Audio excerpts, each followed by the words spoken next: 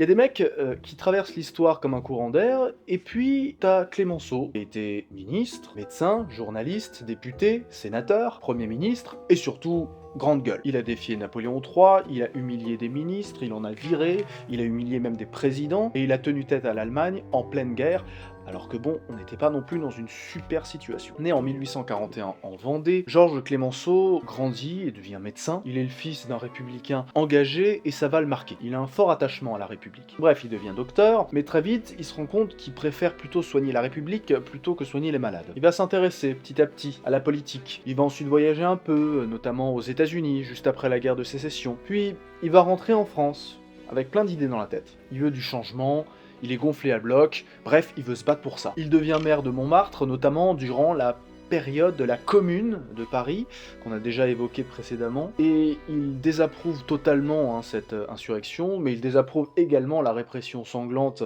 orchestrée par Adolphe Thiers. Bref, ce qu'il définit, c'est l'indépendance. Clémenceau ne fait jamais ce qu'on attend de lui. Il entre à la Chambre des députés, et là, il devient le cauchemar de tous les politiciens. Il est implacable à l'Assemblée. C'est un orateur hors pair. Il distribue des baffes à tout le monde. On l'appelle le tigre dû à son rapport au débat vif, sanglant. En 1898, il devient l'un des soutiens d'Alfred Dreyfus dans cette affaire. D'ailleurs, c'est dans son journal L'Aurore qu'il publie le fameux J'accuse d'Émile Zola. Donc Clémenceau, certes, il est très dur, il peut être très ferme, mais il a aussi un certain sens de la justice et de l'état de droit, dont il est très attaché.